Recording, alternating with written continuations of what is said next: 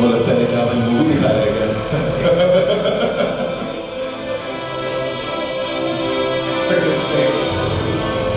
This is another story. I thought दूसरा है.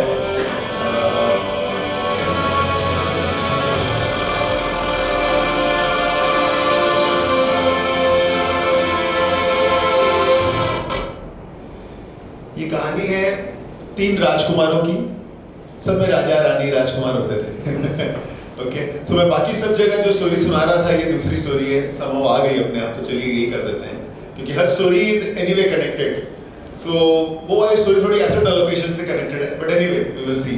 तो इस कहानी में क्या है, 3 राजकुमार थे जो एक गुरुजी के पास पढ़ने आते थे, जो गुरुकुल में रहना पड़ता था.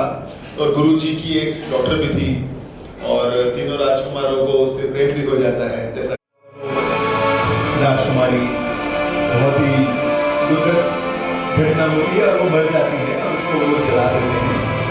और तीनों बहुत कमिटेड, उससे तीनों ही प्रेम करते हैं. तो तीनों क्या कहते हैं कि एक कहता है कि मैं उसकी जितनी अस्थियां हैं, जो एशेस हैं, उसे रखूंगा और बस अपना जीवन व्यतीत कर दूंगा, वहीं रह जाता है वो. दूसरा उसकी जो हड्डियां होती है उसे एक थैले में डाल लेता है और बोलता है मैं इसे लेके बस घूमूंगा, इधर उधर चलते रहूंगा, दैट्स इट, और तीर्थ करूंगा. और तीसरा बोलता है कि ठीक है मैं भी चलता हूँ, जाता हूँ पहाड़ पे, जाता हूँ मेडिटेट करूंगा, बस जीवन पूरा भर मैं उसी की याद में निकाल दूंगा. तीनों कर लेते हैं ऐसा और तीनों का जीवन चलते रहता है. एक तीसरा है जो पहाड़ पे बैठ के मेडिटेट कर रहा है. अचानक बहुत सालों बाद फिर वो तीनों मिलते हैं. तो पहले वाले के पास होती है बोन्स, दूसरे वाले के पास होती है एशेस और तीसरे वाले के पास होती है संजीवनी. अब वो कहते हैं ना, वो दिल की तपस्या करता है. और फेरी टेल्स की ज्यादा लॉजिकल माइंड मत लगाइए, कहानी की भावनाओं को समझिए.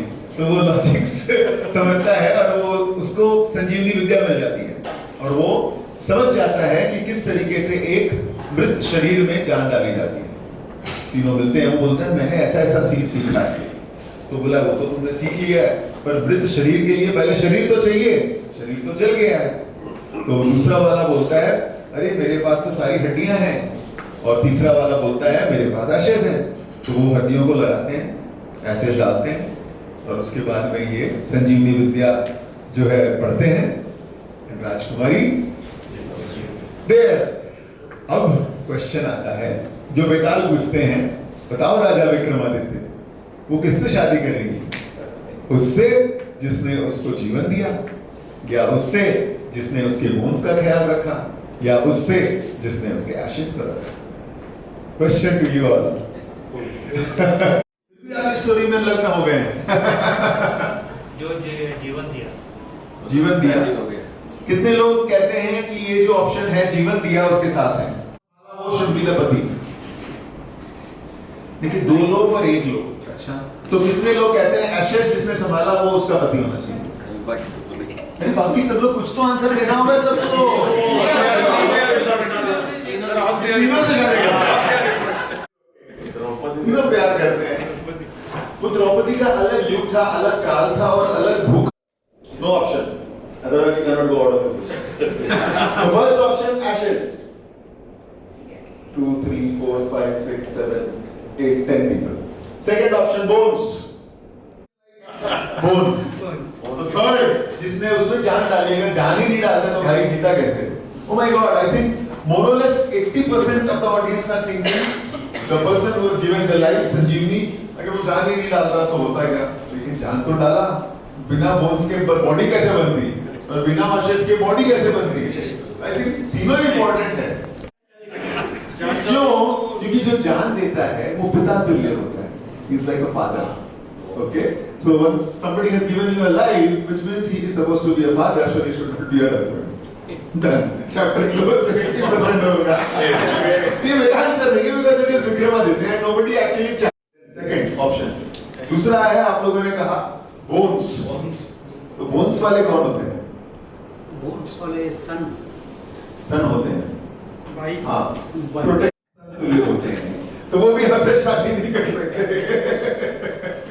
So option gone. So the third option is the person who actually took care of the ashes, this particular. किसे मिलेगा? वेल्थ मैनेजमेंट में वेल्थ किसे मिलता है? वेल्थ उसे ही मिलता है जो उपयुक्त राजकुमार है। तो उपयुक्त राजकुमार कौन है? जिसने क्या प्लानिंग की है? एक ने प्लानिंग की है, एक है जिसने क्रिएट किया, let's say something which is created, okay, एक जॉब है, उसमें से अर्न कर रहे हैं, पैसा कमा रहे हैं and all something like that, so that is created, one part is there. The second part is something which helps you to move, walk, which is the journey, okay, and the third part, वो तो second राजा हो गया, third is the actual visualization. पर finally एक goal को achieve करने के लिए देखिए, काम करना, पैसा कमाना, वो नहीं कमाएंगे तो होगा नहीं, गोल अचीव नहीं होगा, तो वो तो बहुत जरूरी है, but that is like that first one, creating.